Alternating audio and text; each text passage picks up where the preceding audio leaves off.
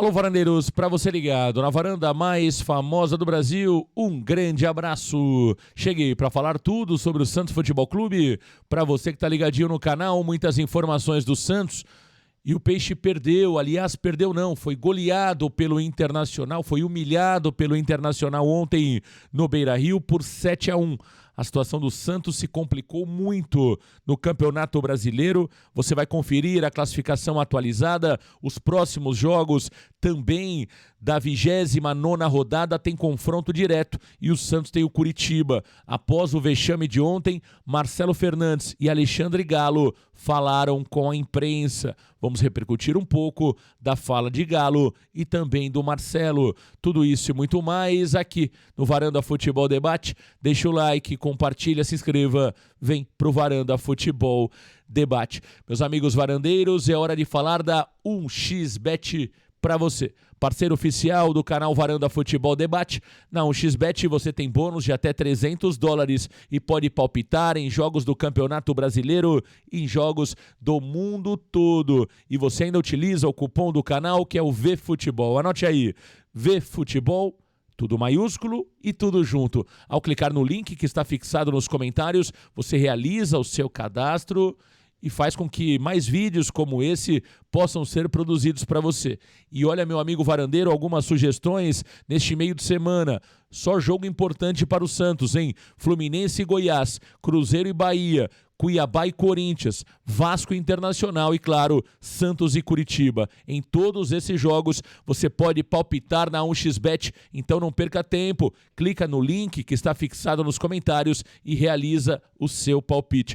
Meus amigos varandeiros, vamos falar um pouco sobre o Santos Futebol Clube? Que vexame, que vergonha ontem, 7-1 para o Internacional. O Santos não viu a cor da bola. Parecia um jogo de um time da primeira divisão contra um time da quarta divisão do futebol brasileiro. O Santos ontem, com 15 minutos, perdia já por 2-0 no marcador. O Inter depois fez o terceiro, fez o quarto e olha, o Inter claramente tirou o pé na segunda etapa. Senão, o resultado teria sido ainda maior, contrário ao Santos Futebol Clube. Após a partida, o Marcelo Fernandes foi questionado e falou que foi um jogo atípico, que o Santos vinha jogando bem, que ele tem confiança no elenco e ontem foi um jogo que fugiu realmente, à normalidade. O mesmo disse o executivo de futebol, o coordenador esportivo Alexandre Galo, que deixou claro que vai seguir o trabalho normalmente no Santos, não pensa em tirar neste momento o treinador Marcelo Fernandes ou fazer qualquer mudança drástica. Ele entende que o trabalho está sendo bem feito. Palavras aí do executivo de futebol, Alexandre Galo. Uma pergunta me chamou muita atenção. Uma pergunta de um jornalista do Sul que falou ao Marcelo Fernandes o seguinte: Marcelo, ao final do jogo, os jogadores saíram como se não tivesse acontecido nada. Inclusive alguns aplaudindo o torcedor, Tá faltando sangue nesse time do Santos Futebol Clube? Esses jogadores sabem realmente a história do Santos Futebol Clube? E essa pergunta foi muito bem feita pelo jornalista do Sul. Sabe o que acontece? Esse grupo de jogadores do Santos, com raríssimas exceções, estão acostumados com o fracasso. Então, para eles perderem de 7-1, perder de 7-1, não muda nada. Essa é a grande verdade. São jogadores, na grande maioria deles, que não ganharam absolutamente nada na sua carreira. Muitos deles estão aí ao longo de 3 anos já no Santos Futebol Clube, convivendo com fracassos. Então, sim, respondendo ao jornalista do Sul que fez a pergunta, eles não sentem absolutamente nada. Essa é a grande verdade. O torcedor do Santos hoje está terceirizado e vai precisar depender desses jogadores, desse elenco do Santos, que é um elenco duvidoso, é um elenco medíocre, e não resta outra coisa a ser feita a não ser realmente torcer para que o Santos consiga fazer bons jogos daqui para frente e conseguir essas 5 vitórias que são necessárias. O Santos tem 30 pontos a ser disputado, precisa pelo menos conseguir 50% dos pontos. 15.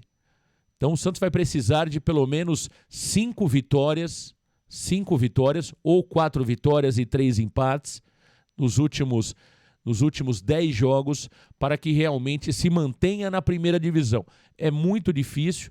O que nós vimos ontem, né, foi um time totalmente perdido.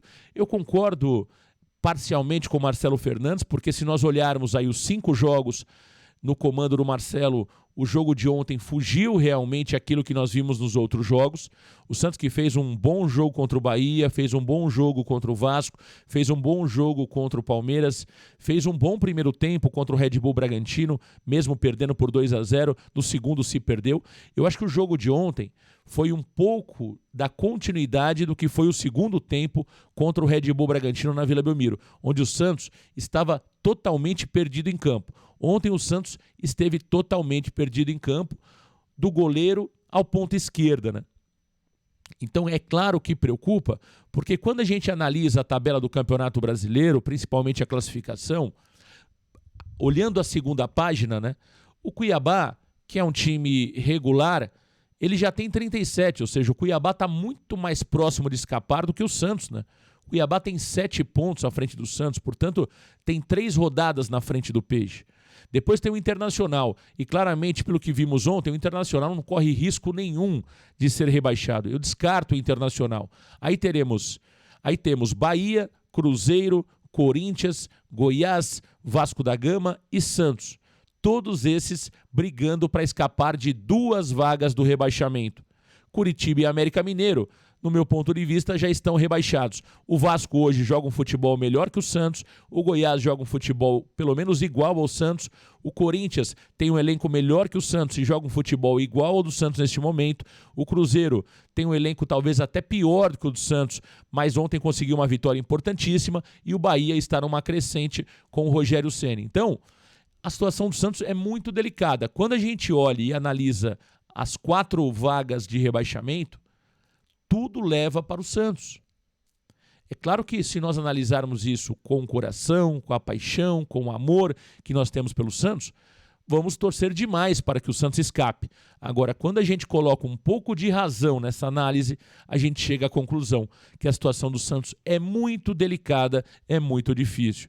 E olha, próximos jogos da rodada para a gente ficar de olho, o Santos tem o Curitiba na próxima quinta-feira, às 9h30 da noite. Nesta mesma rodada, tem Fluminense e Goiás, jogo importantíssimo. O torcedor santista precisa torcer para o Fluminense.